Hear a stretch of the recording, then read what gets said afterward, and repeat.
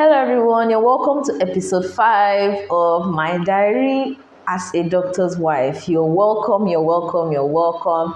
If this is your first time of joining, I'd like to say thank you and I hope you stay till the end so that you can like and subscribe to our YouTube channel.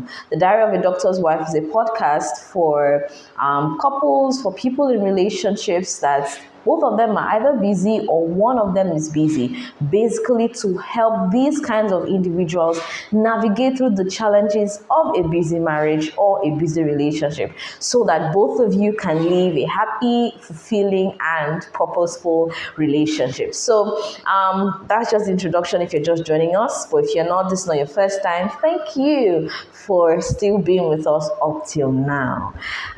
Today's episode is going to be very interesting because I'm going to be talking about how you can assist your partner through difficult times. Remember, your partner is busy. Your partner is someone who doesn't really have the luxury of time to always be with you. So there will be difficult times, all right? So maybe like I am or like my husband is in the medical field, there are difficult times could be in the periods of loss, in the periods of death, in the periods of maybe stressful events at work. So for you, what are those difficult times? It could be, let's say, the company is downsizing, or maybe if your spouse is in the tech industry, tech is not taking at that time, or there are just a lot of things happening at the same time that is really, really stressful.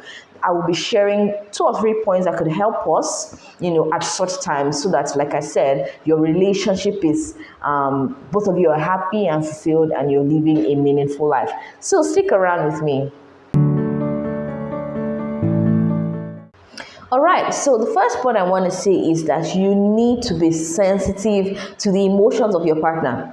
Yes, it's important you know when your partner is happy, when your partner is sad, when your partner is bored, so that you will know when something is up.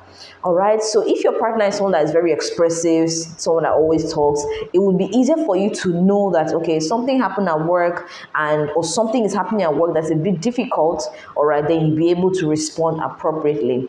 However, if your spouse is someone that doesn't really speak up, someone that is not really expressive, you need to look for signs, you need to look for cues that will tell you, okay, something may be up at this time, or my spouse is not responding in the way that he or she would normally respond, or just something like that. All right, you are the one in the relationship and you know what goes for you. So that's the first thing I want to say. Be sensitive to the emotions of your partner, and that would also help you to be sensitive to the environment.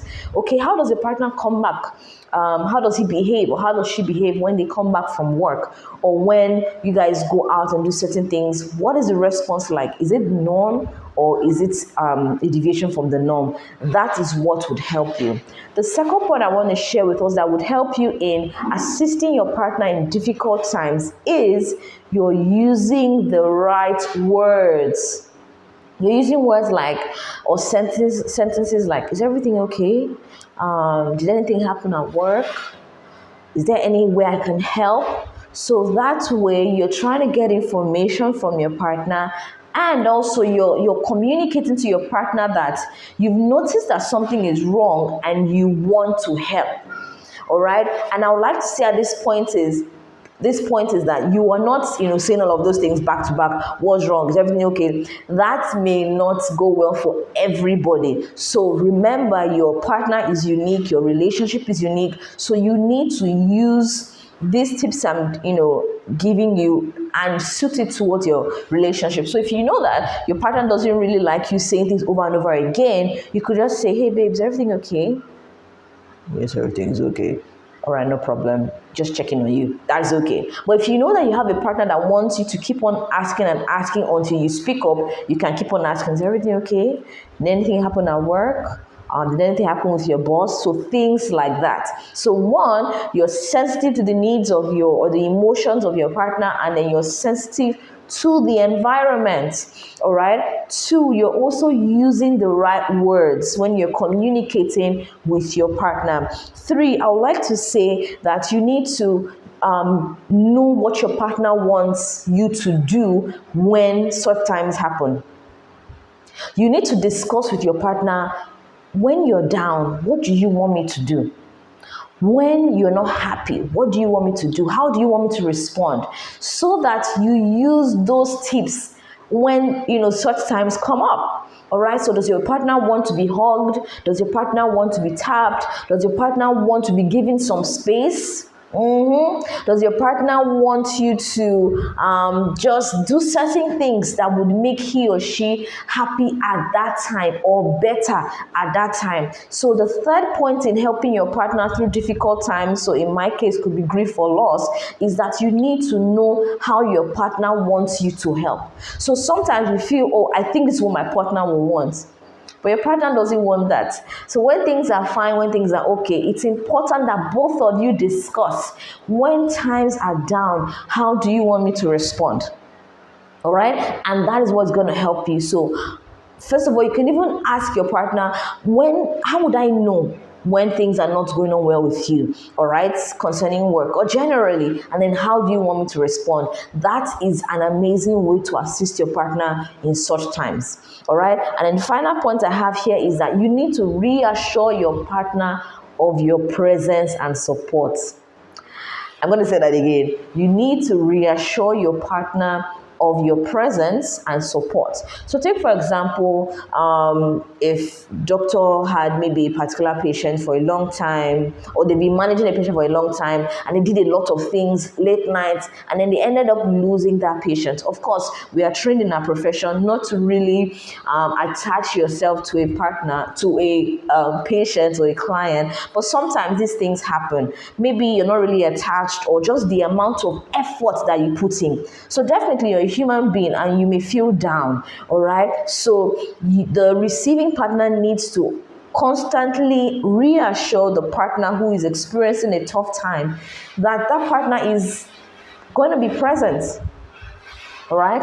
And that partner is going to be supportive in any way that he or she can. So it's important that you constantly reassure your partner of your presence. So saying things like, just let me know how you want me to help, or you're writing a note saying things like, I'm here if you need me, or you're texting if you're not in the same location as your partner. So things like that. The most important thing is that you are intentional about your relationship. You're not saying, I'm talking to you now, you're not answering me. No, that's not going to help at that time. Remember, your partner is going through a difficult time. So take for example, if you're in a relationship with someone who's in the tech industry, all right, and you know how the tech world can be. A lot of things are coming up, a lot of changes are happening, fast-paced changes, and it could be overwhelming. So you're not saying, I've served your food. Okay, no problem. I've served your food now. You did not even answer me. You didn't even hear me. You didn't even hold up a bit, go back and is everything okay? Do you need me to help you in any way? I noticed your mood is a bit off. Did anything happen at work? Depending on how your partner wants you to respond at that time. All right. So these 4 ways are very important that I have used that has helped me, assisting doctor in difficult times. So 1, I said you need to be sensitive to the emotions of your partner and to the environment generally. 2, you're using the right words, you're using the right phrases. All right. How can I help you? Is there anything I can do? Things like that. Or did anything happen at work? And you're doing this in a way that your partner would appreciate. All right. And then 3, you know what your partner wants you to do when such times happen. You're telling me, oh, Iyawo Doctor, I don't know when my husband or my wife wants me to help. I don't know what she wants me to do. Communicate. When things are fine, have discussions. All right. Have times when you have such difficult conversations, like when times are hard, how do you want me to respond? If something happens with the children, how do you want me to respond? That way you're able to then properly use the right tools to help your partner at that time. And then the 4th point is you're constantly reminding your partner, whether through words or through your touch, or maybe through a text message or a note, of your support.